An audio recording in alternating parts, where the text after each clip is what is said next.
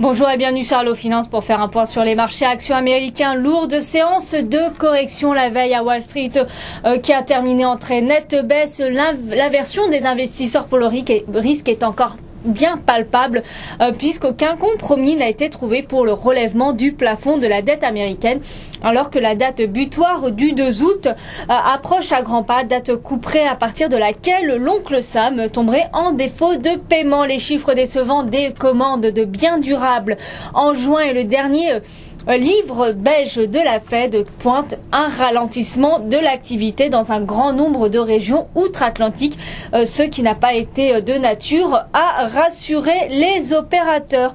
Une bonne nouvelle toutefois dans ce ciel encombré, les inscriptions hebdomadaires ont baissé plus que prévu. Par ailleurs, les publications trimestrielles américaines se poursuivent à un rythme soutenu comme en Europe.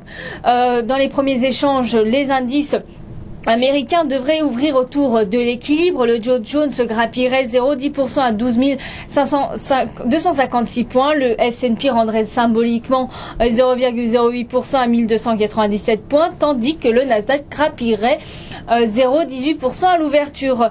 Donc contre toute attente, les inscriptions hebdomadaires au chômage ont reculé donc plus que prévu de 24 000 pour s'établir à 398 000 nouvelles inscriptions au chômage, un chiffre meilleur que prévu puisque le consensus de place tablait sur un niveau de 415 000. Ces chiffres seront suivis à 16 heures des chiffres des promesses de vente pour le mois de juin. Du côté de l'actualité des sociétés, Colgate-Palmolive, le fabricant de dentifrice, a vu ses bénéfices grimper de 3% à 622 millions de dollars, soit 1,26$ par action pour des revenus en hausse de 9,5% à 4,19 milliards de dollars. International Paper a doublé ses bénéfices au second trimestre à 224 millions de dollars et 52 cents par titre pour des revenus trimestriels qui ont grimpé pour atteindre 6,6 milliards de dollars contre 6,1 milliards de dollars à la même période de l'exercice précédent. DuPont, le géant américain de la chimie, a annoncé pour son second trimestre un bénéfice net de 1,22 milliards de dollars et $1,29 par titre contre 1,16 milliards de dollars un an auparavant.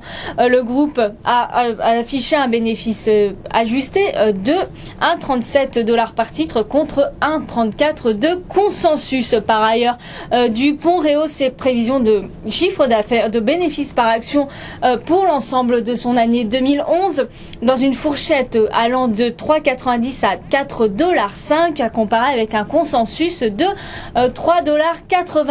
Le troisième opérateur de téléphonie, Sprint Nextel, a essuyé une perte trimestrielle plus lourde que prévue d'avril à juin à 847 millions de dollars ou 28 cents par titre, contre une perte de 760 millions de dollars et 25 cents par action un an auparavant, puisque le groupe a enregistré davantage de départs que d'arrivées de clients. Visa a fait état mercredi soir d'un bénéfice net en hausse de 40% tout en annonçant la mise en place d'une nouvelle structure de tarifs pour les commerçants américains. Donc le premier réseau de paiement par carte a dégagé un bénéfice par action de 1,26$ alors que les analystes avaient donc anticipé 1,23$.